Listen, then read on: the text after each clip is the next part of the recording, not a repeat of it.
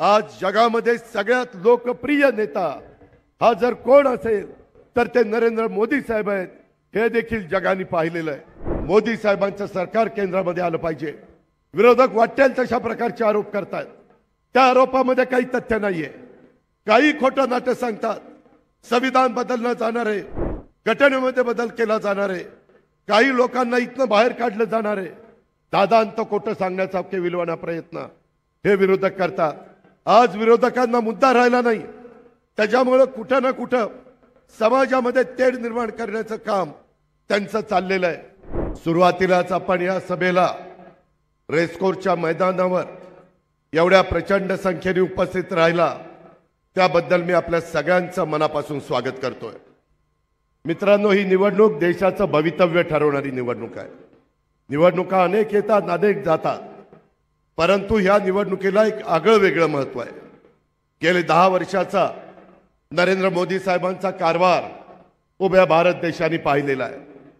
10 वर्षामध्ये असे एकमेव पंतप्रधान आजपर्यंत देशात झाले की त्यांच्या अंगावर कुठलाही भ्रष्टाचाराचा आरोप झालेला नाहीये। अतिशय स्वच्छ अशा प्रकारचा कारभार नरेंद्र मोदी साहेबांच्या नेतृत्वाखाली भारताने त्या ठिकाणी चालवलेला। मित्रांनो, इथून पुढच्या काळामध्ये एक एक खासदार नरेंद्र मोदी साहेबांना समर्थन करण्याच्या करता, पाठिंबा देण्याच्या करता आपल्याला महाराष्ट्रातनं आणि देशातनं निवडून पाठवायचं आहे। आपल्या पुणे जिल्ह्याची जबाबदारी त्याच्यामध्ये मोठी आहे।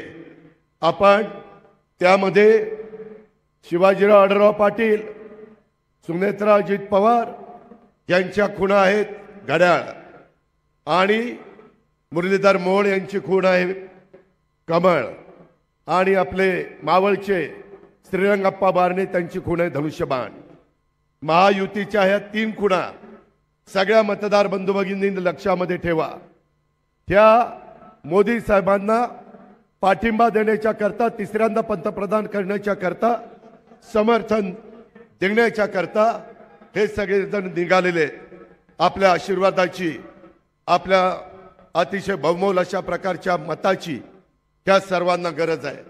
मित्रांनो, केंद्राचा पैसा मोठ्या प्रमाणावर देशातल्या वेगवेगळ्या राज्यात येत असताना महाराष्ट्राला पण तो मिळावा। महाराष्ट्रामध्ये पुणे जिल्ह्याला देखील माझ्या 4 लोकसभा मतदारसंघामध्ये तो यावा। एकनाथराव शिंदे, देवेंद्रजी आणि मी राज्य सरकारचा निधी तर आपल्या महाराष्ट्राच्या सर्व जिल्ह्यामध्ये देण्याचा प्रयत्न करतो, परंतु त्याला केंद्राची जोड मिळाली तर तुमच्या माझ्या भागातले मेट्रोचे प्रश्न असतील, आंतरराष्ट्रीय दर्जाच्या विमानतळाचे प्रश्न असतील, त्याच्या संदर्भामध्ये नॅशनल हायवेचे प्रश्न असतील, वेगवेगळे रेल्वे सुरू करण्याचे प्रश्न असतील, असे विकासाचे कितीतरी प्रश्न हे आपल्याला निकाली काढायचे आहेत। आणि त्याकरता मोदी साहेबांचं सरकार केंद्रामध्ये आलं पाहिजे। विरोधक वाटेल तशा प्रकारचे आरोप करतात, त्या आरोपामध्ये काही तथ्य नाहीये, काही खोटं नाटक सांगतात। संविधान बदललं जाणार आहे, घटनेमध्ये बदल केला जाणार आहे, काही लोकांना इथनं बाहेर काढलं जाणार आहे। दादांत खोटं सांगण्याचा केविलवाणा प्रयत्न हे विरोधक करतात। आज विरोधकांना मुद्दा राहिला नाही, त्याच्यामुळे कुठं ना कुठं समाजामध्ये तेढ निर्माण करण्याचं काम त्यांचं चाललेलं आहे। 18 पगड जाती, 12 बलुतेदारांना बरोबर घेऊन आजपर्यंत मोदी साहेबांना गेले 10 वर्ष कारभार केलेला आहे, हा आपल्याला विसरता येणार नाही। आज जगामध्ये सगळ्यात लोकप्रिय नेता हा जर कोण असेल तर ते नरेंद्र मोदी साहेब आहेत। हे देखील जगाने पाहिलेलं आहे, त्यामुळे आपली जबाबदारी वाढली। माझी आपल्याला सगळ्यांना आग्रहाची विनंती आहे की एक एक दिवस महत्त्वाचा आहे, कुठेही आपसामध्ये मतभेद ठेवू नका। एक एक मत महत्त्वाचं आहे। उन्हाळा तीव्र आहे, सकाळी 7 ते संध्याकाळी 6 पर्यंत मतदान आहे, 11 तास मतदान आहे। त्याचा पुरेपूर फायदा घेऊन जास्तीत जास्त मतदान या पुणे जिल्ह्याच्या 4 लोकसभा मतदारसंघात कसं होईल हा प्रयत्न आपण सगळेजण करूया। आणि खऱ्या अर्थाने भारताचा सर्वांगीण विकास, जागतिक पातळीवर 3ऱ्या क्रमांकावर भारताची अर्थव्यवस्था नेण्याचं काम हे मोदी साहेबांच्या नेतृत्वाखाली आपल्याला करायचं आहे, आणि त्या पद्धतीने आपल्याला पुढे जायचं आहे।